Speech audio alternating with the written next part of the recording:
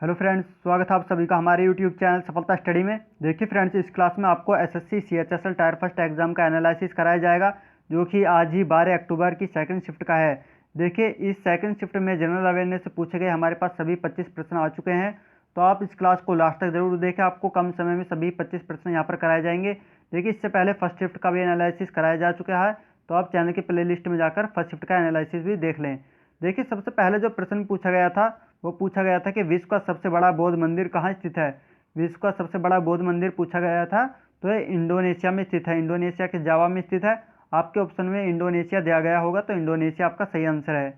अब देखिए, second question पूछा गया है कि बीसीसीआई के अध्यक्ष अक्टूबर में कौन थे। अक्टूबर में पूछा गया था, तो देखिए अक्टूबर 2019 में, और वर्तमान में सौरव गांगुली ही बीसीसीआई के अध्यक्ष हैं। तो यहाँ पर सौरव गांगुली आपका करेक्ट आंसर है। अब प्रश्न नंबर 3 देखेंगे। देखिए, प्रश्न नंबर 3 में पूछा गया था कि विधानमंडल का संबंध किस अनुच्छेद में है। देखिए, विधानमंडल का संबंध ये अनुच्छेद 168 में है, तो अनुच्छेद 168 आपका सही आंसर था। अब प्रश्न नंबर 4 में पूछा गया था कि भूटान का राष्ट्रीय खेल क्या है। भूटान का राष्ट्रीय खेल पूछा गया था, काफ़ी सिंपल है ये। तो भूटान का राष्ट्रीय खेल ये तीरंदाजी है, तो तीरंदाजी आपका सही आंसर था। अब देखिए, प्रश्न नंबर 5 में पूछा गया था कि मिस यूनिवर्स 2019 का खिताब किसने जीता था। तो देखिए, मिस यूनिवर्स 2019 का खिताब ये जोजोबिनी तुंजी ने जीता था, जो कि दक्षिण अफ्रीका की रहने वाली हैं। तो यहाँ पर जोजोबिनी तुंजी आपका सही आंसर था। अब नेक्स्ट क्वेश्चन देखते हैं। देखिए, क्वेश्चन नंबर 6 में पूछा गया था कि राजीव गांधी खेल रत्न अवार्ड 2020 में कितने खिलाड़ियों को दिया गया था। देखिए, 2019 या 2020 पूछा गया था, ये करेक्ट नहीं मालूम चला है। यदि 2020 पूछा गया होगा तो ये 5 खिलाड़ियों को दिया गया था 2020 में। वो 5 खिलाड़ी हैं विनेश फोगाट, रोहित शर्मा, रानी रामपाल, मनिका बत्रो और एम थंगवेली। तो देखिए, 5 खिलाड़ियों को दिया गया था। यदि 2019 में पूछा गया होगा तो 2019 में ये 2 खिलाड़ियों को दिया गया था, बजरंग पूनिया और दीपा मलिक को। तो आपके क्वेश्चन के ऊपर डिपेंड करता है, यदि 2019 पूछा गया होगा तो आपको 2 आंसर होगा, यदि 2020 में पूछा गया होगा तो आपका 5 खिलाड़ी सही आंसर होगा। अब देखिए, प्रश्न नंबर 7 की तरफ देखते हैं। प्रश्न नंबर 7 में पूछा गया था कि हैदराबाद शहर को किसने बनवाया था। तो देखिए, हैदराबाद शहर को ये मोहम्मद कुली कुतुब शाह ने बनवाया था। तो यहाँ पर मोहम्मद कुली कुतुब शाह का सही आंसर था। देखिए, आपको यहाँ पर कम समय में सभी 25 प्रश्न कराए जाएंगे, तो आप इस क्लास को लाइक करके अपने सभी फ्रेंड्स के पास शेयर जरूर कर लें। देखिए, प्रश्न नंबर 8 में पूछा गया था कि साइलेंट वैली नेशनल पार्क कहाँ स्थित है। तो ये silent valley national park Kerala राज्य में स्थित है, तो आपका केरल एकदम करेक्ट आंसर था। अब देखिए, प्रश्न नंबर 9 की बात करते हैं। तो प्रश्न नंबर 9 में लोटस टेम्पल से संबंधित एक प्रश्न पूछा गया था, इसका करेक्ट क्वेश्चन नहीं मालूम चला है। तो देखिए, लोटस टेम्पल यदि संप्रदाय के बारे में पूछा गया होगा कि लोटस टेम्पल किस संप्रदाय द्वारा बनवाया गया था, तो ये वहाबी संप्रदाय द्वारा बनवाया गया था, तो आप ध्यान रखेंगे। देखिए, प्रश्न नंबर 10 में पूछा गया था कि किस अनुच्छेद के तहत लोकसभा में एक अध्यक्ष और एक उपाध्यक्ष होता है। तो देखिए, अनुच्छेद 93 के तहत लोकसभा में एक अध्यक्ष और एक उपाध्यक्ष होता है, तो यहाँ पर अनुच्छेद 93 आपका करेक्ट आंसर था। अब प्रश्न नंबर 11 देखेंगे। देखिए, प्रश्न नंबर 11 में पूछा गया था कि गुप्त काल में बनाया गया दशावतार मंदिर कहाँ स्थित है। तो देखिए, गुप्त काल में जो दशावतार मंदिर बनवाया गया था वो देवगढ़ में स्थित है, तो यहाँ पर देवगढ़ आपका सही आंसर था। देखिए, आप ये भी ध्यान रखें कि ये दशावतार मंदिर भगवान विष्णु का मंदिर है। हो सकता है आने वाली शिफ्ट में पूछ ले जाए कि दशावतार का मंदिर किस भगवान को समर्पित है, तो ये भगवान विष्णु को समर्पित है। अब देखिए, प्रश्न नंबर 12 में पूछा गया था कि भारत में मुद्रा किसके द्वारा जारी की जाती है। तो देखिए, भारत में जो मुद्रा जारी की जाती है वो आरबीआई के द्वारा जारी की जाती है, रिजर्व बैंक ऑफ इंडिया के द्वारा, तो आप ध्यान रखें। और देखिए, इसकी स्थापना की बात करें, आरबीआई की स्थापना, तो आरबीआई की स्थापना ये 1 अप्रैल 1935 को हुई थी, और इसका जो हेडक्वार्टर है वो मुंबई में है, तो आप ये भी ध्यान रखेंगे। देखिए, आपको यहाँ पर सभी शिफ्ट के एनालिसिस कराए जाएंगे, तो आप चैनल को सब्सक्राइब कर लें और अपने सभी फ्रेंड्स के पास शेयर जरूर कर दें। चलिए, अब प्रश्न नंबर 13 देखते हैं। देखिए, प्रश्न नंबर 13 में पूछा गया था, काफ़ी सिंपल प्रश्न पूछा गया था केमिस्ट्री से, कि टिन का प्रतीक चिन्ह क्या है। देखिए, टिन का प्रतीक चिन्ह SN है। यदि इसका परमाणु क्रमांक की बात करें तो परमाणु क्रमांक इसका 50 होता है, तो आप ये भी ध्यान रखें, हो सकता है आने वाली शिफ्ट में पूछ लिया जाए कि टिन का परमाणु क्रमांक कितना होता है, तो 50 होता है क्रमांक, आप ध्यान रखें। अब प्रश्न नंबर देखिए 14 में पूछा गया था कि जीडीपी में सबसे ज़्यादा योगदान किस सेक्टर का होता है। देखिए, जीडीपी में जो सबसे ज़्यादा योगदान वो सर्विस सेक्टर का होता है, तो आप ध्यान रखें, सर्विस सेक्टर यहाँ पर करेक्ट आंसर था। अब देखिए यहाँ पर कंप्यूटर से प्रश्न पूछा गया था कि F7 शॉर्टकट कुंजी का उपयोग क्या होता है। देखिए F7 शॉर्टकट कुंजी का उपयोग कंप्यूटर में स्पेलिंग चेक के लिए होता है। तो आप ध्यान रखें, स्पेल चेक आपके ऑप्शन में दिया गया होगा, तो आपका सही आंसर है।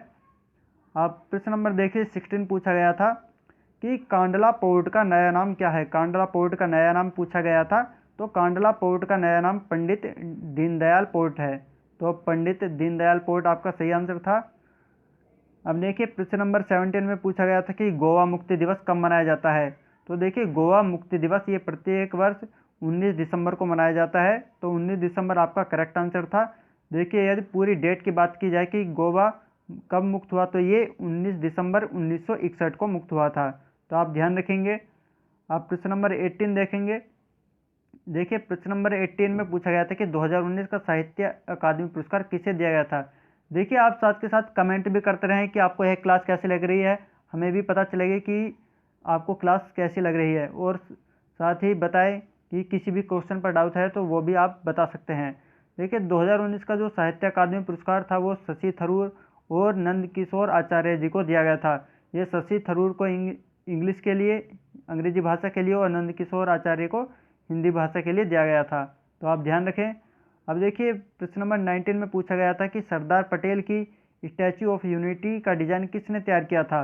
तो देखिए सरदार पटेल की स्टैचू ऑफ यूनिटी का डिजाइन जो ये रामवनजी सुतार जी ने किया था। तो आप ध्यान रखें, आपके ऑप्शन में रामवनजी सुतार होगा तो ये आपका सही आंसर है, या केवल RG सुतार होगा तो वो भी आपका सही आंसर होगा। अब प्रश्न नंबर देखिए 20 में पूछा गया था कि 1857 में बहादुर शाह को अंग्रेजों ने कैद करके कहाँ की जेल में भेजा था जहाँ पर उनकी मृत्यु हो गई थी। तो देखिए 1857 में बहादुर शाह को अंग्रेजों ने कैद करके रंगून की जेल में डाल दिया था, वहाँ पर उसकी मृत्यु हो गई थी। तो आप ध्यान रखिए, आपके ऑप्शन में रंगून होगा तो ये सही आंसर है। देखिए यदि आपके आने वाली शिफ्ट में एग्ज़ाम है तो आप सभी शिफ्ट के एनालिसिस ज़रूर देखें। हमारे चैनल पर सभी शिफ्ट के एनालिसिस कराए जाएंगे, आप हमारे चैनल से जुड़े रहें। देखिए प्रश्न नंबर 21 देखेंगे। प्रश्न नंबर 21 में पूछा गया था कि कांग्रेस का लखनऊ समझौता कब हुआ था। तो देखिए कांग्रेस का लखनऊ समझौते से एक प्रश्न पूछा गया था, तो ये 1916 में लखनऊ समझौता हुआ था। ये किस किस के बीच हुआ था। तो ये भारतीय राष्ट्रीय कांग्रेस और अखिल भारतीय मुस्लिम लीग के बीच हुआ था। अखिल भारतीय मुस्लिम लीग है, इनके बीच में यह समझौता हुआ था। अब देखिए प्रश्न नंबर 22 में पूछा गया था कि मध्य प्रदेश के गवर्नर कौन है। मध्य प्रदेश के गवर्नर के बारे में पूछा गया था। तो देखिए मध्य प्रदेश के गवर्नर वो आनंदीबेन पटेल हैं। तो आनंदीबेन पटेल यहाँ पर आपका सही आंसर है। आप प्रश्न नंबर 23 की तरफ देखेंगे। देखिए प्रश्न नंबर 23 में पूछा गया था कि खिलजी वंश का संस्थापक कौन था। खिलजी वंश के संस्थापक के बारे में पूछा गया था। तो खिलजी वंश के संस्थापक ये जलालुद्दीन खिलजी हैं। तो यहाँ पर जलालुद्दीन खिलजी आपका सही आंसर है। अब प्रश्न नंबर देखिए 24 में पूछा गया था कि ईरान की नई करेंसी क्या है। ईरान के नई करेंसी के बारे में पूछा गया है, तो आप सभी देश की करेंसी जरूर याद कर लें। देखिए ईरान की जो नई करेंसी वो तोमान है, और इससे पहले तोमान से पहले ईरान की करेंसी रियाल थी। और देखिए अब एक तोमान ये 10,000 रियाल के बराबर हो गया है। तो आप ध्यान रखें, हो सकता है आने वाली शिफ्ट में भी पूछ ले जाए कि एक तोमान कितने रियाल के बराबर होता है, जो कि ये ईरान की करेंसी है। तो आप ध्यान रखें। अब प्रश्न नंबर देखिए 25 में पूछा गया था कि गगनयान मिशन के बारे में कुछ करके पूछा गया था प्रश्न। तो देखिए गगनयान मिशन जो है ये एक भारतीय मानवयुक्त अंतरिक्ष यान है। तो आप ध्यान रखें। और इसका निर्माण किसने किया था, निर्माता कौन है। तो हिंदुस्तान एयरोनॉटिक्स लिमिटेड है। इन्होंने 18 दिसंबर 2014 को गगनयान मिशन का निर्माण किया था। तो आप ये भी ध्यान रखें, हो सकता है इस प्रकार से प्रश्न पूछा गया हो। देखिए हमने यहाँ पर आपको सभी 25 प्रश्न करा दिए हैं। तो आपको क्लास कैसी लगी कमेंट करके ज़रूर बताएं। यदि आपको किसी प्रश्न पर डाउट है तो वो भी कमेंट में ज़रूर बताएं, रिप्लाई आपको किया जाएगा। और इस क्लास को लाइक करके अपने सभी फ्रेंड्स के पास शेयर जरूर कर दें। और यदि आपने चैनल को सब्सक्राइब नहीं किया है तो प्लीज़ चैनल को सब्सक्राइब जरूर कर लें, और साथ ही पास वाला बेल आइकन ज़रूर दबाएँ, जिससे आपको आने वाली नई क्लास के नोटिफिकेशन सबसे पहले प्राप्त हो सके। चलिए नेक्स्ट क्लास में फिर मिलते हैं। Thank you.